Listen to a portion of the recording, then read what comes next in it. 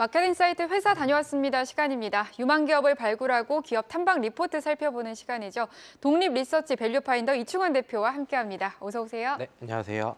네, 직접 다녀오신 기업들 탐방 기준부터 설명해 주시죠. 네, 저희는 시가총액 5천억 원 미만의 중소형 기업을 좀 위주로 탐방을 다니고 있고요. 매주 수요일 보고서를 발간을 하는데 뭐 사상 최대 실적이 예상이 된다거나 아니면 모멘텀이 예상이 된다거나 아니면 증권사에서 보고서가 잘 나오지 않는 기업들 위주로 발간을 하고 있는데 오늘 말씀드릴 큐브엔터 같은 경우에는 실적도 잘 나올 것 같고 그리고 모멘텀도 보유했기 때문에 오늘 자세하게 말씀을 드리도록 하겠습니다. 네, 큐브엔터에 대한 좀 더 자세한 설명 추가적으로 부탁드릴게요. 네, 일단은 이 회사는 사명에도 엔터가 들어가 있지만 음반 기획 그리고 제작 매니지먼트 그리고 콘텐츠 제작 사업을 주요 사업으로 영위하는 기업입니다. 3분기 기준 매출 비중을 보면은 엔터테인먼트가 58.3%, 코스메틱이 38%, 유통이 약 4% 정도로 분류가 되는데 엔터테인먼트 부문은 소속 아티스트의 음반 제작이나 매니지먼트 사업을 담당을 하고 있고 코스메틱 같은 경우에는 최근에 주가가 잘 가고 있는 VT라는 화장품 기업이 있는데 이 회사의 모회사가 VT고요. 그러다 보니까 VT 큐브의 재팬을 일본 내 화장품 유통 사업을 또 동사가 맡아서 하고 있습니다. 그리고 마지막으로는 태국 주스 브랜드인 팁코라는 거의 국내 유통을 담당을 하고 있는 회사다라고 보시면 될 것 같습니다. 네, 여자아이들 좋아하시는 분들이라면 많이들 아시는 기업일 텐데요. 엔터테인먼트 말고 금방 조금 전에 또 화장품 사업도 한다고 말씀을 해주셨잖아요. 네. 관련해서 좀 더 자세하게 짚어주실까요? 네, 코스메틱 부문은 모회사인 VT의 화장품을 수입해서 일본 도매업체에 유통하는 일을 하고 있습니다. 3분기까지 누적으로 보면은 매출액 400억 원을 기록을 했고요. 온라인에서 큰 인기를 끌었던 VT 신제품 리들샷의 오프라인 판매가 7월부터 시작을 했고 일본 내 반응도 지금 긍정적인 상황으로 좀 파악이 되고 있습니다.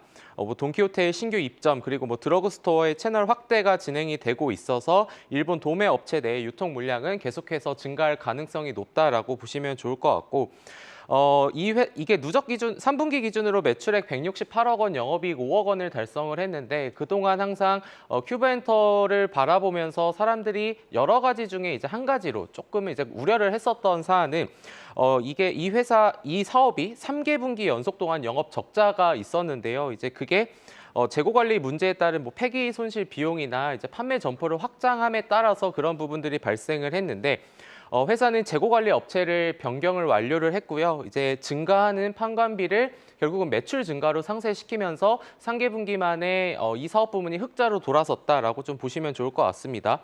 국내에서 보여줬었던 이 리들샷의 높은 재구매율과 오프라인 제품 품절의 행진은 일본에서도 나타날 것이기 때문에 이런 사업부까지도 좀 긍정적으로 좀 보시면 되겠다라고 말씀을 드리겠습니다.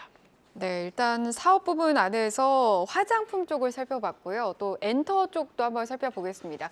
최근 엔터주들 전반적으로 흐름이 좋지는 않은 편이었습니다. 그럼에도 불구하고 여자아이들의 글로벌 흥행이 좀 이어지고 있는데 그렇다면 큐브 엔터에 대한 기대감을 가져가 봐도 되는 걸까요? 네, 일단 요즘에 이제 엔터사들도 많아지고 이런 아티스트들도 많아지니까 사실 그냥 제 입장에서는 누가 누군지 사실 잘 모르고 이제 그룹 내 이런 아티스트들도 다 외우기가 참 힘든 그런 상황인데 엔터테인먼트 같은 경우에는 3분기 누적 기준으로 매출액 617억 원을 달성을 했습니다. 미니 6집 앨범의 초동 판매량이 116만 장이었는데 이게 처음으로 밀리언셀러에 등극을 했고요. 기존의 전작 초동 판매량은 68만 장이었기 때문에 전작 대비 이제 미니 6집 앨범은 70% 정도가 증가를 했습니다. 그리고 아이들 같은 경우에는 올해 10월 미국에서 첫 번째 영어 디지털 싱글 앨범을 발매를 했고요. 그리고 전 세계 18개 도시 그리고 24회 글로벌 월드 투어를 마치면서 점진적으로 글로벌에 대한 이미지를 좀 쌓아가고 있는데 3분기 기준으로 보면 매출액 391억 원, 전년 동기 대비 50% 증가를 했고 영업이익 34억 원은 400% 가까운 상승을 했는데 여기에서 주목할 만한 투자 포인트는 아티스트의 신규 앨범과 음원 발매 없이 이러한 호실적을 달성했다는 부분에 좀 큰 의미를 부여할 수 있을 것 같습니다. 음원과 광고 매출이 전사 실적을 이끌었는데 여기에서 이제 확인을 할 수 있는 부분은 아이들의 인지도 제고와 기본 이익 체력이 좀 높아졌다라는 부분을 좀 보실 수 있는 부분이 아닐까라고 생각을 하고 있고, 그리고 지금 나오는 화면 같은 경우에도 지난해 3분기 대비 올해 3분기 여러 가지 뭐 음반이나 음원, CF 행사, 방송 콘텐츠 등이 계속해서 증가하고 있다라는 점을 좀 파악할 수 있는 표라고 보시면 될 것 같습니다. 네, 뭐 음원이랑 음반 실적이 좀 많이 늘었네요. 네, 이제 여자아이들이라는 밀리언셀러가 탄생을 했지만 꾸준한 실적 성장을 이어가기 위해서는 또 다른 수익 창출이 필요할 것 같습니다. 내년에 신인 아이돌 그룹도 준비하고 있다고요? 네, 일단은 2024년 신인 아이돌 데뷔가 예정이 되어 있습니다. 이 회사 같은 경우에는 항상 약점으로 또 제기되어 왔던 부분이 사실 이걸 그냥 기업을 분석하는 측면에서 보면은 사실 엔터사에서 높은 수익성을 차지하는 거는 사실 아무래도 좀 이제 보이그룹이다 보니까 이제 그러한 그룹이 없다라는 이러한 단점들이 계속해서 제기가 되어 왔었는데, 내년 1분기 정도로 지금 예정이 되어 있고, 이거는 2016년 펜타곤 이후 데뷔 이후 8년 만에 지금 준비를 하고 있는 소식이다라고 보시면 될 것 같습니다. 가칭은 이제 나우어데이즈인데요. 이미 영국에서 촬영을 마쳤고 귀국을 했고, 데뷔 전에 보통 다큐멘터리나 이런 비하인드 영상을 만들어서 선공개에서 사전에 팬덤을 구성하는 전략들을 엔터사들이 좀 많이 사용을 하고 있는데, 이런 부분의 일환이다라고 보시면 좀 좋을 것 같습니다. 그리고 이 회사가 영상 제작에 굉장히 큰 뛰어난 능력을 갖고 있습니다. 물론 아이들의 인지도가 높아졌기 때문도 있겠지만 뮤비 조회수 같은 경우에 1억 뷰 돌파하는 게 얼마나 걸리냐가 사실 엔터사들의 그런 음원 흥행에 대한 좀 중요한 기준이 되는데, 일단은 누드 같은 경우에는 18일이 걸렸고, 이제 지난해 이제 퀸카 같은 경우에는 19일이 걸렸습니다. 인지도 상승도 있지만 이런 영상 제작에 뛰어난 역량을 갖고 있는 큐브 엔터이기 때문에 내년도에 이제 데뷔하는 이제 보이그룹 같은 경우에도 충분히 긍정적인 영향을 한번 기대해 볼 수 있지 않을까라고 보시면 될 것 같습니다. 네, 무려 8년 만에 남자 신인 아이돌이 펜타곤 이후로 데뷔를 하게 된다고 합니다. 그렇게 예정이 되어 있고, 남자 아이돌에 대한 모멘텀 말고 여자 아이들에 대한 모멘텀도 챙겨가 봐야 될 것 같은데, 원래 올해 11월에 컴백이 좀 예정되어 있지 않았습니까? 그런데 좀 연기될 가능성이 있다고 하던데, 이런 네. 부분은 좀 어떻게 체크를 해봐야 될까요? 일단 그런 부분들이 좀 주가에 반영이 된 것 같고, 말씀해주신 것처럼 사실은 이제 이번 달에 컴백을 했어야 됐는데 아마 내년 1분기로 같이 미뤄질 것으로 지금 좀 전망이 되고 있습니다.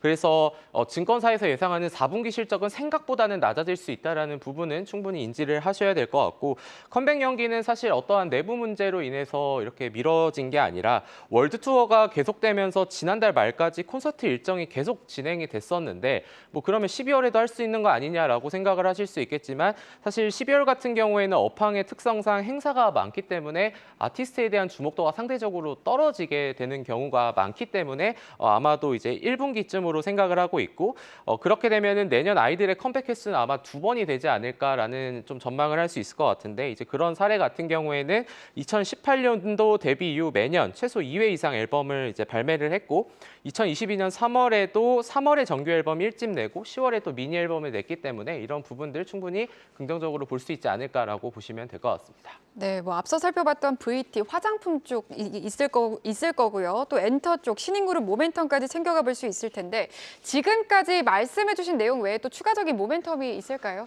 네, 일단은 사실 최근에 뭐 이 회사가 지금 중점적으로 사안을 놓고 계속해서 사업을 영위하는 부분은 아직은 살펴볼 수는 없지만, 최근에 또 주식시장에서 얘기가 나오는 게 또 NFT나 뭐 메타버스에 대한 얘기들이 나오고 있는데, 이 회사 같은 경우에는 지난해 4월 애니큐브의 첫 NFT 신청자가 200만 명을 돌파했었던 이력이 있습니다.